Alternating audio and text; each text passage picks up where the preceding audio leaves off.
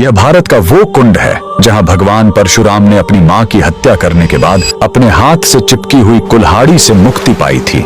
यह कहानी है महान ऋषि जमदग्नि और उनकी पत्नी पतिव्रता रेणुका की। कहते हैं रेणुका हर दिन नदी से कच्चे घड़े में पानी लाती थी और उनके सतीत्व के बल से वह घड़ा टूटता नहीं था।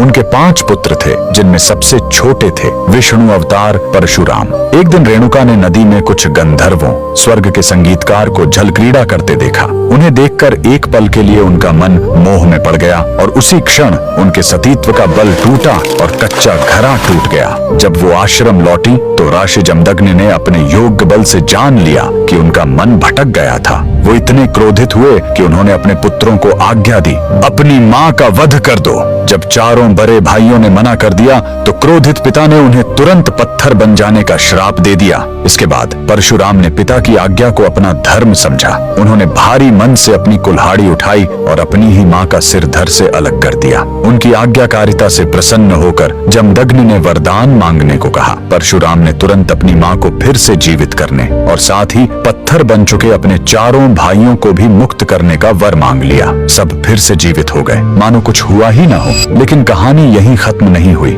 मातृ हत्या का पाप उस कुल्हाड़ी पर एक दाग की तरह चिपक गया और वो उनके हाथ से अलग ही नहीं हो रही थी। उस पाप से मुक्ति पाने के लिए वह दर दर भटकते रहे, लेकिन कोई भी तीर्थ उस कुल्हाड़ी को छोड़ा नहीं सका। अंत में वह पहुंचे पूर्वी हिमालय की लोहित नदी के किनारे और जैसे ही उन्होंने इस कुंड के जल को छुआ, चमत्कार हुआ। कुल्हाड़ी अपने आप उनके हाथ से छूट गई। यही पवित्र स्थान आज अरुणाचल प्रदेश में परशुराम कुंड के नाम से जाना जाता है। आज भी हर साल मकर संक्रांति पर हजारों श्रद्धालु यहाँ इस विश्वास के साथ डुबकी लगाने आते हैं कि यह कुंड उनके सारे पापों को धो डालता है, ठीक वैसे ही जैसे इसने स्वयं भगवान परशुराम को पाप मुक्त किया था। भगवान परशुराम को दिल से मानने वाले सभी भक्त कमेंट्स में जय परशुराम जरूर लिखें।